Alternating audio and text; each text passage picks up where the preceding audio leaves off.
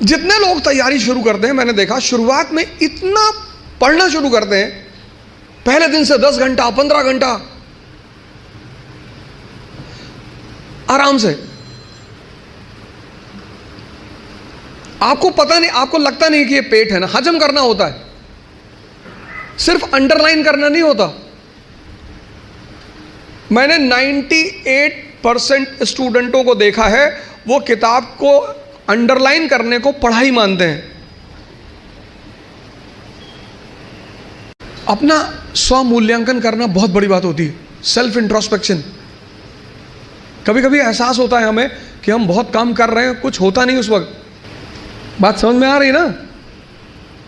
इस क्षमता, यहां की जो डाइजेशन क्षमता है, ये दिखाई नहीं पड़ती ना, ये दिखाई पड़ता है।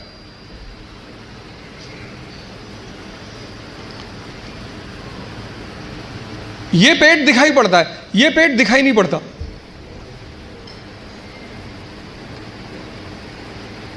अब ये क्षमता विकसित स्ट्रांग कैसे होगी? बड़ा प्यारा फॉर्मूला, सेकंड फॉर्मूला। क्षमता बढ़ानी है मन की, हजम करने की, बहुत प्यारा, जो कि फिर 98% लोग नहीं करते। तुम बिना सोचे पढ़ सकते हो, तुम बिना सोचे पढ़ सकते हो, बिना सोचे लिख नहीं सकते। एक फॉर्मूला है 20 पेजेस पर डे। आप लिखिए। आप किसी भी कोचिंग जाते हैं, कहीं भी जाते हैं, कोई टॉपिक खत्म होता है, उस टॉपिक को आप कम से कम 5 बार लिखिए। अब पढ़ने की आदत छोड़िए, लिखना शुरू करिए। जितना आप लिखेंगे उतना सोचने की क्षमता या हजम करने की क्षमता डेवलप होगी। 3 महीने, 90 दिन का कोर्स है ये। 3 महीने, 3 महीने अगर 20 पेजेस लिख ले गए तो तुम बिलीव नहीं करोगे कि तुम्हारे सोचने की क्षमता कितनी डेवलप हो जाएगी, हजम करने की क्षमता कितनी डेवलप हो जाएगी।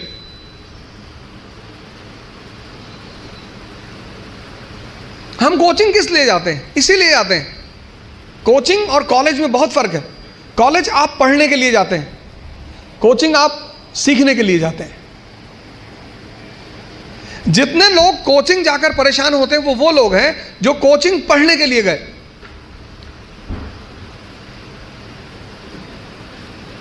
अगर कोचिंग भी पढ़ा रही है और कॉलेज भी पढ़ा रही है तो फिर दोनों में फर्क कहां है?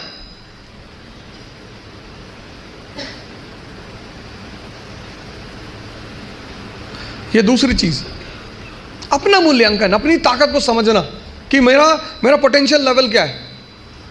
क्लास खत्म हुई, आप घर गए, आप जो 2.5 घंटा पढ़ा है उसको रीराइट करने की कोशिश करो।